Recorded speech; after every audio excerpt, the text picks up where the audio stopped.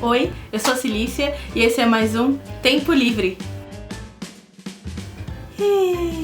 E hoje eu quero falar sobre Gênesis 3.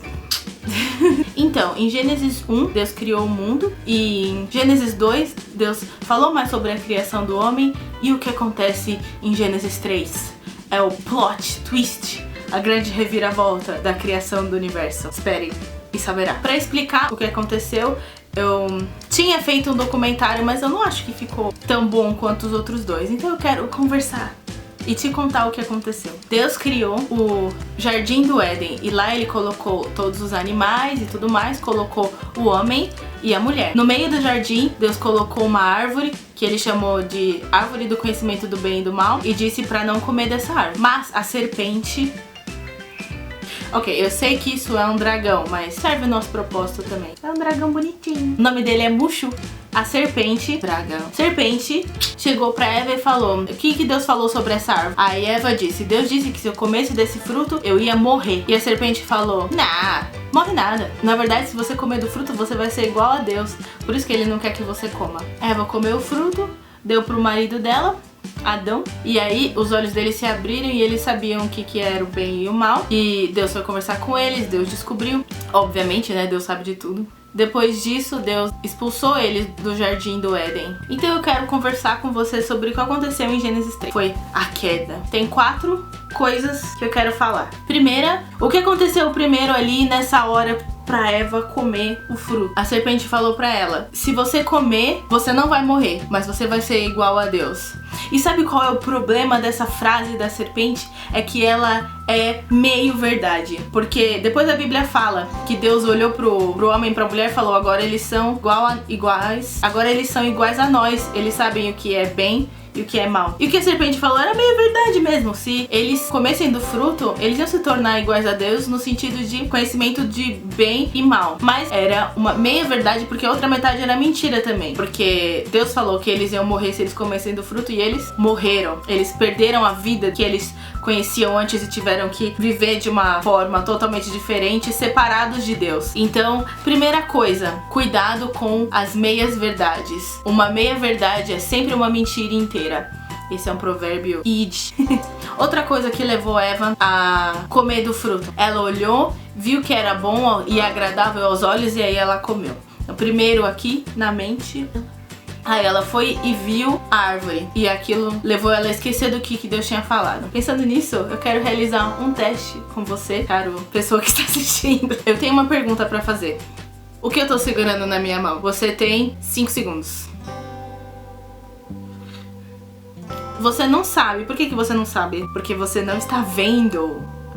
Pergunta óbvia, resposta óbvia, né? É um copo. Achou que fosse ser uma coisa brilhante, né? Nós dependemos dos nossos sentidos pra tirar conclusões sobre o mundo ao nosso redor. É uma percepção, mas eles são sempre certos? A gente pode confiar neles? Não. Você nunca foi enganado por uma ilusão de ótica? Ah, rapaz. Esse é um problema, né? Se eu não posso confiar nos meus sentidos, eu vou confiar no quê? Esse foi um dos erros que Eva teve. Ela ouviu o que Deus tinha falado, e depois, quando ela confiou 100% nos sentidos, foi aí que ela errou. Às vezes os seus olhos, eles podem te enganar, mas a Bíblia nunca vai te enganar. Outra coisa que eu quero falar: se não era pra comer, por que a árvore tava no Jardim do Éden? Essa é uma daquelas respostas que eu nunca vou ter certeza, a não ser um dia que eu encontrar Deus pessoalmente.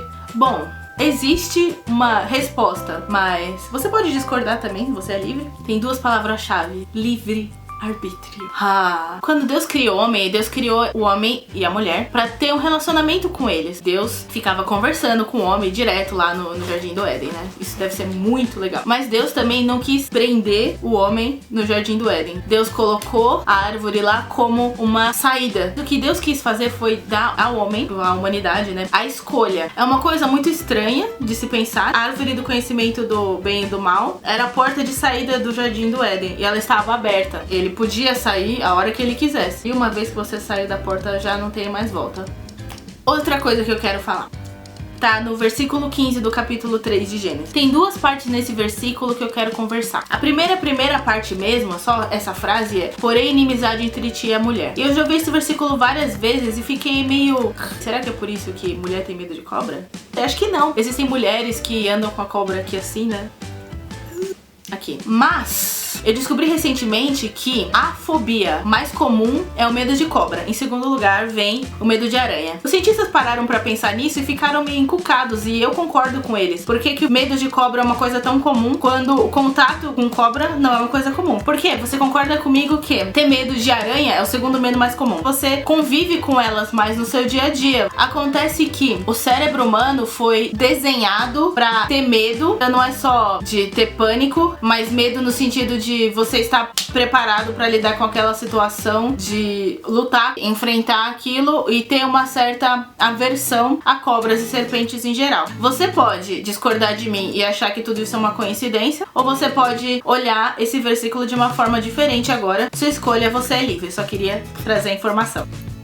A segunda parte do versículo fala: porém, inimizade entre ti e a mulher, entre a tua descendência e o seu descendente, este te ferirá a cabeça e tu lhe ferirás o calcanhar. Existe uma mensagem aí que é muito maior do que o medo de cobra. Deus falou no singular: um descendente da mulher vai pisar na cabeça da serpente. Vamos lembrar quem é a serpente nessa situação. Na Bíblia, a serpente é citada de novo como sendo o diabo, Satanás, o inimigo, até porque cobra não fala, né? Para pra pensar comigo, ver se a gente chega junto na mesma conclusão. Que não foi eu que cheguei a essa conclusão sozinha, tá? Eu ouvi. Quem foi o descendente da mulher que pisou na cabeça da serpente e derrotou Satanás para sempre? Você tem um segundo. Foi Jesus. Como eu falei no capítulo passado, você não tem como fugir desse assunto. Jesus, ele está contido em todas as partes da Bíblia, mesmo quando ninguém fala o nome dele, ele tá lá. Então é isso, existem mais coisas sobre Gênesis capítulo 3, mas essas são as coisas sobre as quais eu queria falar, então eu vou recapitular. Primeiro, cuidado com as meias verdades. Segundo, não dá pra confiar 100% nos seus sentidos. Terceiro, a árvore do conhecimento do bem e do mal era a porta de saída do jardim do Éden e ela estava sempre aberta. Quarto, meio quarto, metade do quarto, por que o ser humano tem medo de cobra? Porque o nosso cérebro tá programado pra isso, pode ter uma razão na Bíblia ou não, você decide. E o mais importante no quarto: quem foi o descendente que pisou a cabeça da serpente? Foi Jesus. É isso. Se você tem alguma opinião, alguma coisa pra acrescentar, pode falar comigo, pode deixar um comentário. Se você gostou, dá um joinha. Se você desgostou, dá um joinha só que ao contrário. Eu aceito sugestões e qualquer coisa que você quiser falar, você é livre. Então é isso. Tchau, tchau.